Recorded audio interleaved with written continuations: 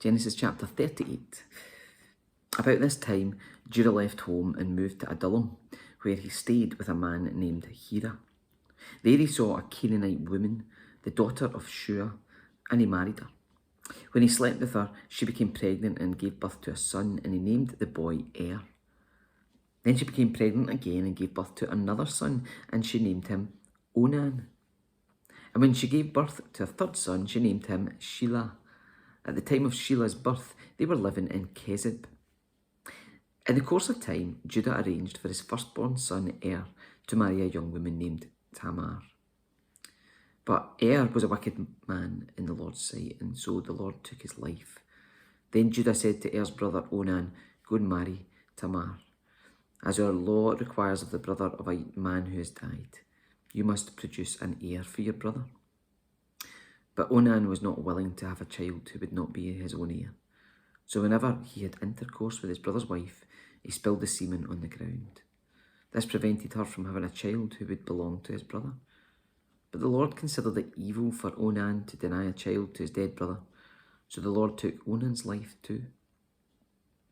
Then Judah said to Tamar, his daughter-in-law, "Go back to your parents' home and remain a widow until my son Shelah is old enough to marry you." But Judah didn't really intend to do this because he was afraid Shelah would also die like his two brothers. So Tamar went back to live in her father's house. Some years later, Judah's wife died. After the time of mourning was over, Judah and his friend Hira the Adullamite went up to Timnah to supervise the shearing of his sheep. Someone told Tamar, "Look, your father-in-law has gone up to Timnah to shear his sheep." Tamar was aware that Shelah had grown up, but no arrangement had been made for her to come and marry him. So she changed out of her widow's clothing and covered herself with a veil to disguise herself. Then she sat beside the road at the entrance to the village of Enaim, which is on the road to Timnah. Judah noticed her and thought she was a prostitute, since she had covered her face. So he stopped and propositioned her. "Let me have sex with you," he said, not realising that she was his own daughter-in-law. "How much will you pay me to have sex with me?" Tamar asked. "I'll send you a young goat from my flock," Judah promised. "But what will you give me to guarantee that you will send the goat?" she asked. "What kind of guarantee do you want?" he replied. She answered, "Leave me your identification seal and its cord, and the walking stick you're carrying." So Judah gave them to her. Then he had intercourse with her, and she became pregnant. Afterwards, she went back home, took off her veil, and put on her widow's clothing as usual. Later, Judah asked his friend Hira the Adullamite to take the young goat to the woman and to pick up the things he had given her as a guarantee. But Hira couldn't find her. So he asked the men who lived there, "Where can I find the shrine prostitute who was sitting beside the road at the entrance to Enaim?" "We've never had a shrine prostitute here," they replied. So Hira returned to Judah and told him, "I couldn't find her anywhere." And the men of the village claimed they'd never had a shrine prostitute there.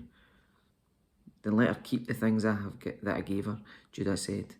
"I sent the young goat as we agreed, but you couldn't find her. We'd be the laughingstock of the village if we went back again to look for her." About 3 months later, Judah was told, "Tamar, your daughter-in-law, has acted like a prostitute, and now, because of this, she's pregnant. Bring her out and let her be burned," Judah demanded. But as they were taking her out to kill her, she sent this message to her father-in-law: "The man who owns these things made me pregnant. Look closely.